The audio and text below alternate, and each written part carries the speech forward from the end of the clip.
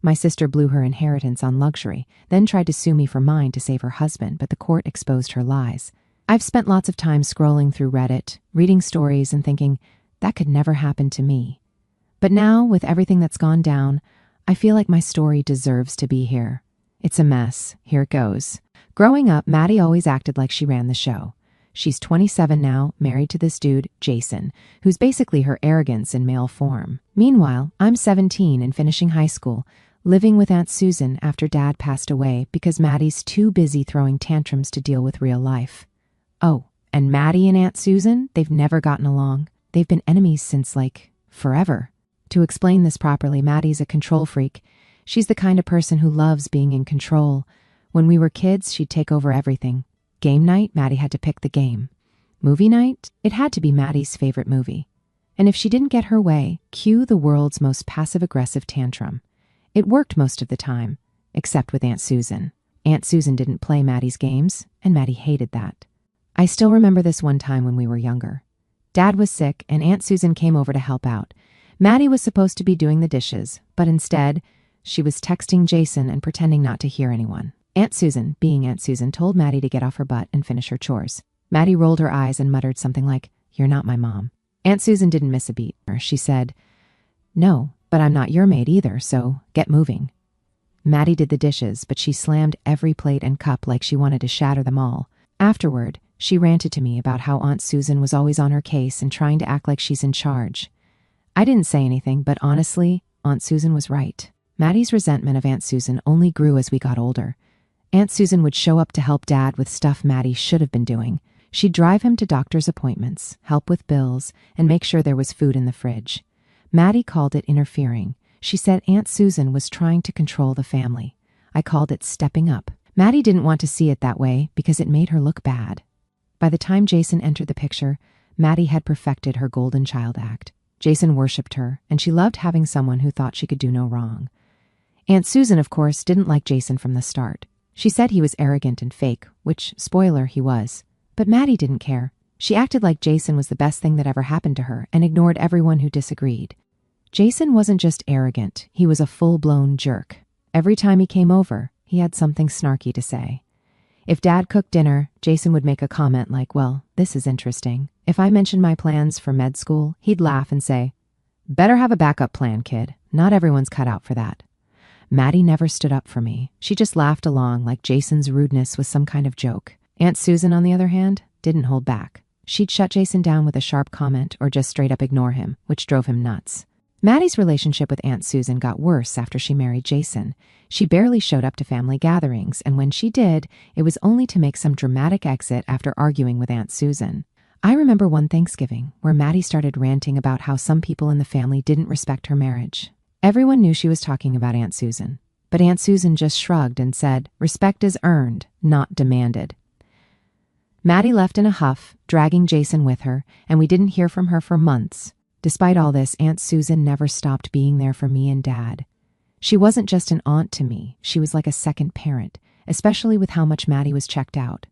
While Maddie was busy playing house with Jason, Aunt Susan was the one helping me with homework, driving me to school, and teaching me how to cook something other than mac and cheese. She never made me feel like a burden, even when I was struggling with everything going on with Dad. The truth is, Maddie's hatred of Aunt Susan wasn't really about Aunt Susan. It was about Maddie. Aunt Susan saw Maddie for who she really was, self-centered, manipulative, and not as perfect as she wanted everyone to believe. That scared Maddie because she couldn't control Aunt Susan the way she controlled everyone else. She couldn't charm her, guilt-trip her, or twist her words to make herself look better. And instead of dealing with that, Maddie just labeled Aunt Susan as the enemy. Looking back, it's wild how Maddie could hold on to that grudge for so long. Even after she got married and moved out, she'd still find ways to complain about Aunt Susan. She'd say stuff like, "Why does she always have to be involved?" Or, "I can't stand how she treats me like a kid." Meanwhile, Aunt Susan was the one taking care of everything Maddie couldn't be bothered with, like making sure Dad was okay and keeping the family from falling apart. I didn't realize how bad things would get between them until after Dad passed. That's when Maddie's hatred turned into something else, something meaner, darker. It wasn't just about not liking Aunt Susan anymore. It was about trying to take her down. And, trust me, Maddie wasn't done yet. By the time Dad's health really started to decline, I knew things were about to get tough. He'd been dealing with heart problems for as long as I could remember, but in my junior year, it got so bad he couldn't hide it anymore. He'd get winded walking from the kitchen to the living room, and some days, he could barely get out of bed. It killed me to see him like that because Dad was always the strong one, the guy who'd work late shifts and still find time to make pancakes on Sunday mornings. Aunt Susan stepped in right away. She'd always been there for us, but now it was different. She started coming over almost daily, helping with everything from doctor's appointments to making sure Dad actually ate. Maddie? She was nowhere to be found. I tried to keep Maddie updated. I'd text her, call her, leave voicemails. Dad's not doing great, I'd say. You should come by and see him. She'd always have an excuse. Jason's been working late, or I've got so much going on at work. The one that really pissed me off was, let me know if it gets serious. Like, what the hell did she think was happening? Dad was seriously ill, and she couldn't even spare an hour to visit him. I'll never forget the night Dad collapsed in the living room. I was in the kitchen doing homework when I heard a loud thud. I ran in and saw him on the floor, clutching his chest, his face pale and sweaty. I panicked and called 911, then called Aunt Susan. She got there before the ambulance did, her face tight with worry but calm enough to keep me grounded. Maddie? She didn't pick up. I left her a message. Dad's going to the hospital. You need to come now. That hospital stay was the beginning of the end. Dad was there for weeks, and every day I hoped Maddie would show up. She didn't. Aunt Susan and I were there every day, sitting by his bedside, holding his hand, and trying to keep him comfortable. The nurses knew us by name. Maddie didn't even bother to call until the second week, and even then it wasn't to ask how Dad was doing. It was to complain about how hard her life was with Jason's health issues. Now, here's the thing about Jason. He's got some kind of chronic illness. I don't know much about it because we've never been close, but Maddie liked to bring it up whenever it was convenient for her. You don't understand how hard it is, she'd say. Jason's been so sick lately. I get it, being sick sucks, but she was using it as an excuse to ignore what was happening with Dad. The day Dad passed away, it was just me and Aunt Susan in the room. He'd been in and out of consciousness all day, barely able to speak. I held his hand, and Aunt Susan stroked his hair, telling him it was okay to let go. When he finally stopped breathing, it felt like the whole world stopped. I don't think I've ever cried so hard in my life. Aunt Susan stayed with me the whole time, even as I broke down completely. Maddie didn't even know until hours later, when I finally got through to her. She acted like I was overreacting. Why didn't you tell me it was this serious? She said, her voice all fake concern. I wanted to scream. I had been telling her for weeks. She just didn't care enough to listen. Maddie didn't show up for the funeral either. She said something about Jason not feeling well and how she couldn't leave him alone. Aunt Susan and I handled everything, arranging the service, sorting through Dad's stuff, making sure everything was paid for. Maddie didn't lift a finger. She sent some flowers and a generic sympathy card, but that was it. I was furious, but I didn't have the energy to fight her. I was too busy trying to process the fact that my dad was gone. A few days after the funeral, Aunt Susan sat me down to talk about what would happen next. Your dad left a will, she said. We'll need to go through it with the lawyer. I want you to know that whatever happens, I'm here for you. I nodded, not really understanding what she meant. At that point, I wasn't even thinking about the will. I was just trying to get through each day without falling apart. When Maddie finally did show up, she acted like nothing had happened. She waltzed into the house like it was just another day, completely ignoring the fact that she'd missed Dad's final moments and his funeral. So, what's going on with the will? She asked, like it was no big deal. Aunt Susan just gave her a cold look and said, We'll find out when we meet with the lawyer. It was obvious from the start that Maddie didn't care about anything except the money. She didn't ask about Dad's belongings, his photos, or anything sentimental.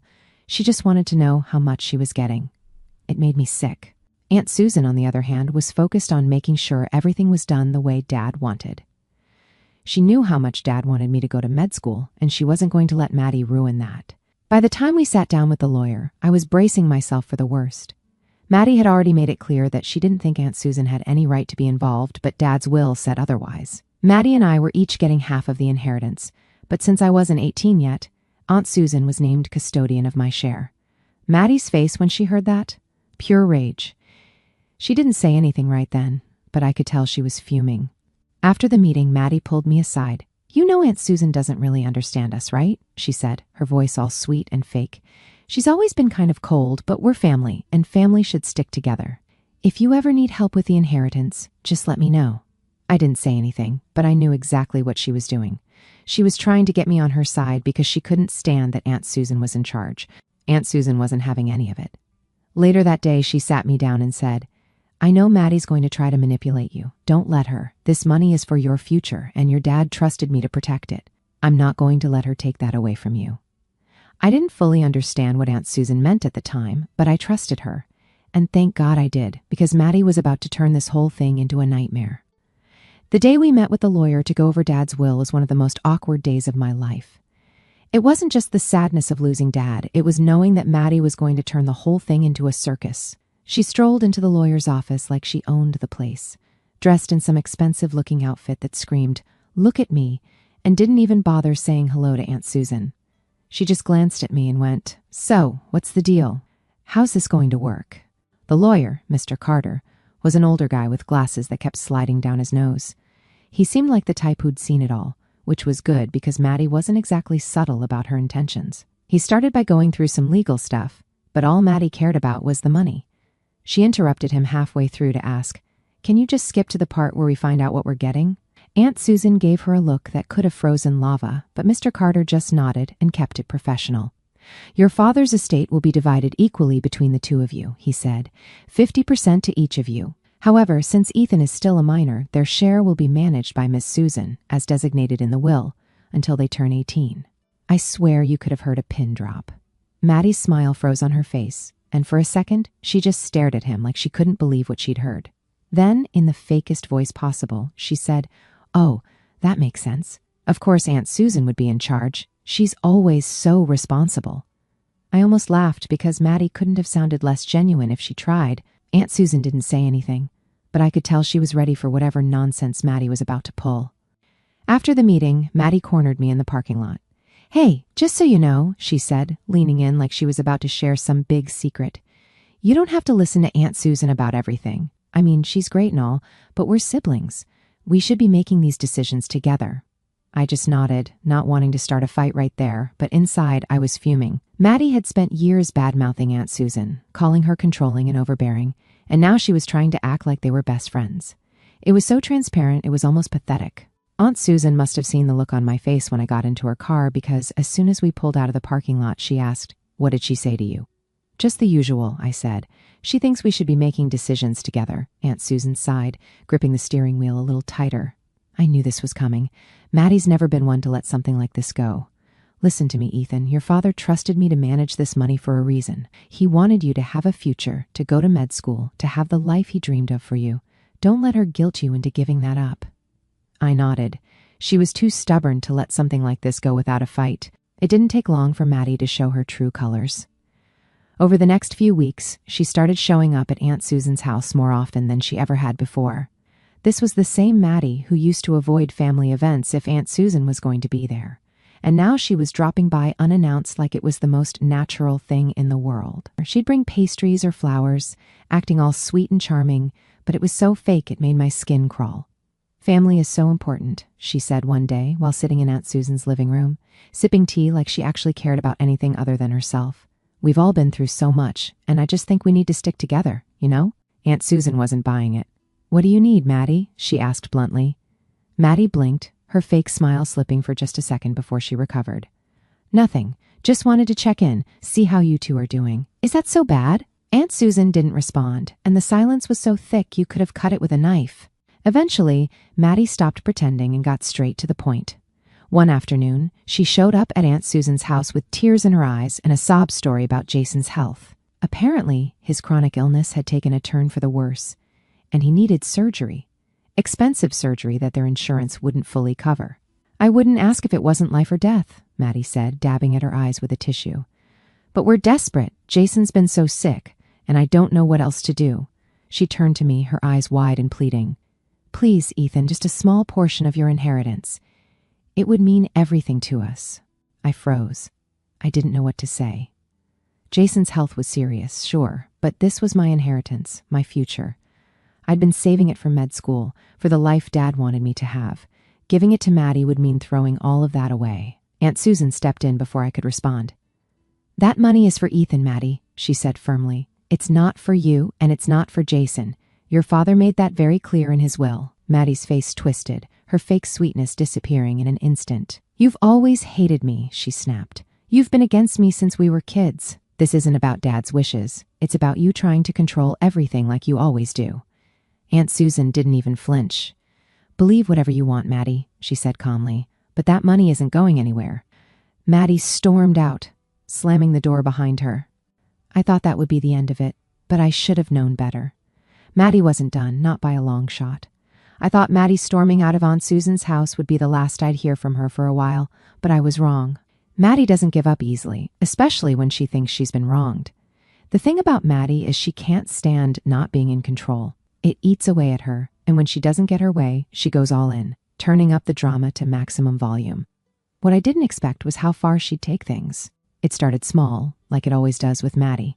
She sent me a couple of texts the day after she left Aunt Susan's, acting all calm and reasonable.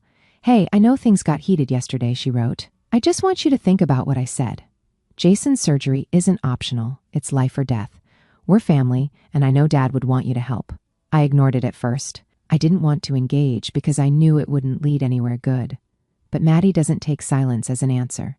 The next day, she showed up at Aunt Susan's house again, unannounced.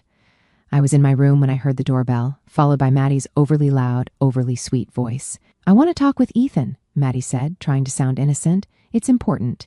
Whatever you have to say, you can say it from the porch," Aunt Susan replied. I peeked through my window and saw Maddie standing there, holding a folder like she was about to make some big presentation. "Fine," she huffed, flipping her hair over her shoulder. "I brought some information about Jason's condition. I thought maybe if you both understood how serious this is, you'd reconsider." Aunt Susan didn't say anything, just crossed her arms and waited. Maddie took that as her cue to start her pitch. "Jason has been dealing with this for years," she began, pulling papers out of her folder and holding them up like they were some kind of evidence.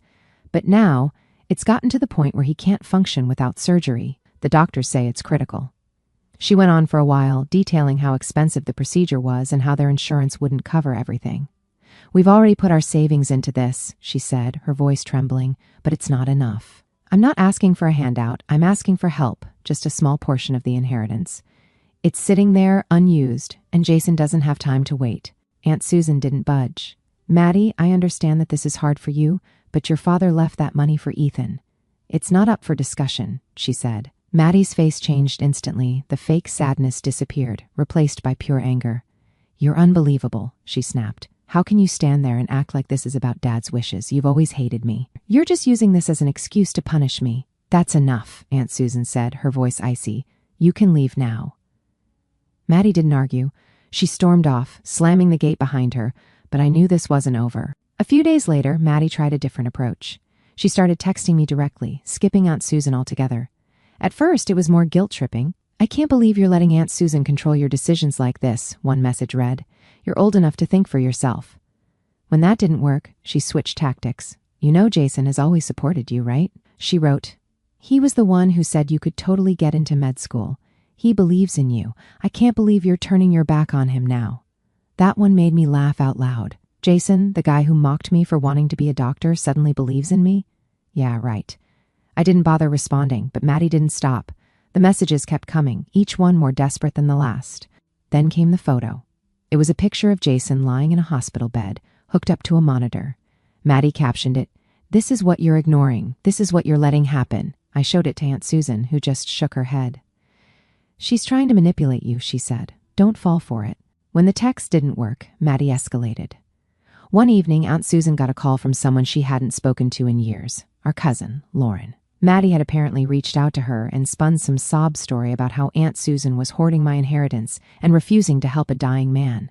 Lauren called to get Aunt Susan's side of the story, and when Aunt Susan explained what was really happening, Lauren was furious. She tried to make me feel guilty for not stepping in to help, she said. What's wrong with her? It wasn't just Lauren. Over the next week, Maddie reached out to other family members, trying to rally them against Aunt Susan. She framed it like Aunt Susan was some kind of villain, keeping me under her thumb and refusing to help Jason out of spite. Most people saw through her, but a few bought into it, calling Aunt Susan to express their concern. I couldn't believe how far Maddie was willing to go. It wasn't just about the money anymore, it was about winning. She wanted to break Aunt Susan, to make her cave and give in, just so Maddie could feel like she was in control. The breaking point came when Maddie showed up at Aunt Susan's house with a lawyer. She didn't warn us, didn't call ahead, she just showed up, demanding to talk. Aunt Susan answered the door but refused to let Maddie inside. "What do you want now?" she asked, exasperated. Maddie gestured to the lawyer beside her. "I'm filing a legal petition," she said, her tone smug. "You've been manipulating Ethan and mishandling the inheritance. I'm asking the court to remove you as custodian and appoint me instead." Aunt Susan didn't even blink. "Good luck with that," she said, slamming the door in Maddie's face. After that, it was official. Maddie wasn't just trying to guilt me into giving her the money, she was trying to take it by force. The court date was set, and Aunt Susan and I started preparing with our lawyer, Mr. Carter. Maddie thought she had the upper hand, but she didn't realize how much evidence we had against her. She'd picked the wrong fight, and she was about to find out the hard way. When the court date was set, it felt like the calm before a storm. Maddie's legal petition accused Aunt Susan of manipulating me, mishandling the inheritance, and trying to control my life for her own benefit. It was all complete nonsense, but Maddie was banking on being able to spin her story well enough to convince the court. If she succeeded, the court would appoint her as my guardian, giving her control of the inheritance until I turned 18. She wasn't asking for part of the money, she wanted all of it. Aunt Susan wasn't rattled. She'd been through enough of Maddie's games over the years to know how to stay calm under pressure. We worked closely with Mr. Carter, our lawyer, gathering every piece of evidence we could to show the truth about Maddie's motives. Maddie arrived at court with her lawyer and Jason in tow. He looked out of place, sitting in the back of the courtroom with a scowl on his face, like he'd rather be anywhere else. Maddie, on the other hand, was in her element. She walked in like she was the hero of some dramatic story, all fake confidence and exaggerated concern. Her lawyer started by painting her as the caring sister, someone who only wanted what was best for me.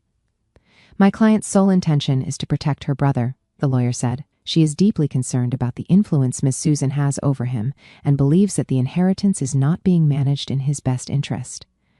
I could feel my blood boiling as I listened. Maddie hadn't cared about me or Dad for years, and now she was pretending to be my savior.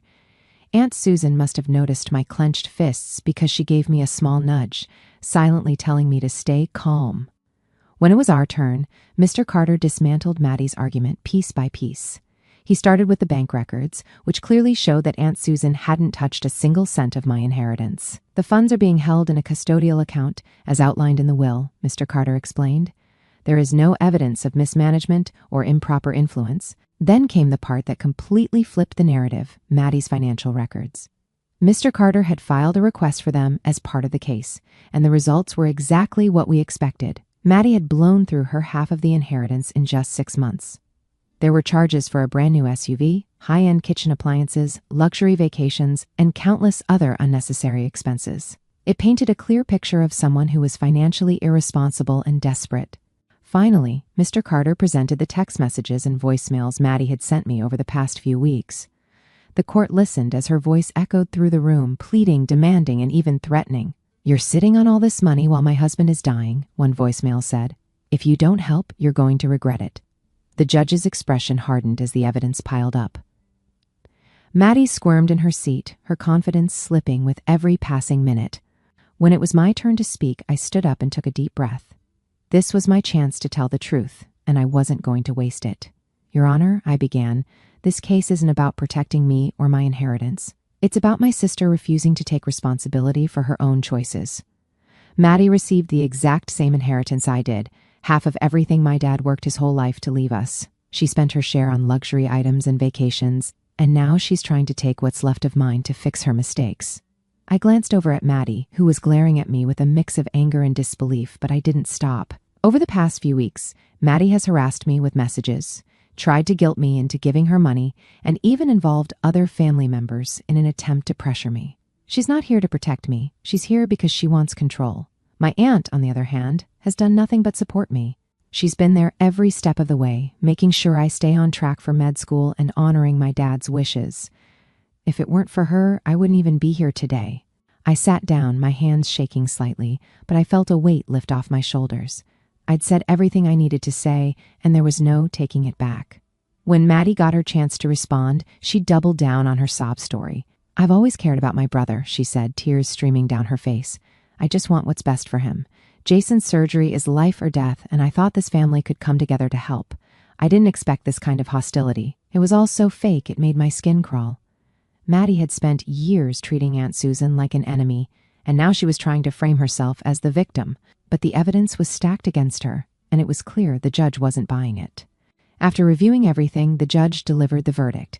The evidence clearly shows that Miss Susan has acted responsibly in her role as custodian of the inheritance. Furthermore, the petitioner's financial history and personal communications reveal a motive that is self-serving, rather than protective of the respondent's interests.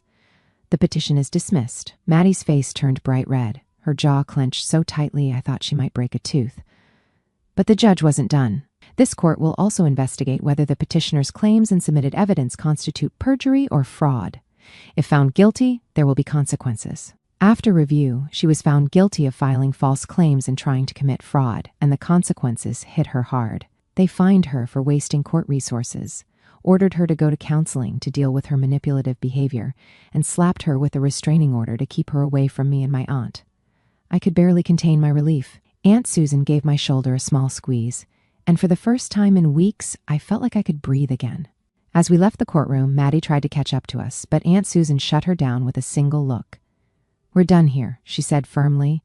Maddie stopped in her tracks, her hands balled into fists, but she didn't say anything. She knew she'd lost. Jason stayed silent the whole time, probably realizing there was no way to talk his way out of this mess.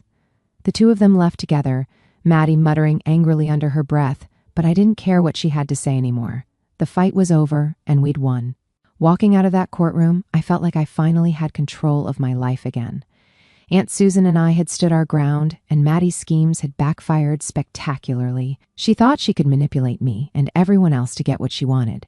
But in the end, she'd only exposed herself for who she really was. And now, she couldn't touch me or my future.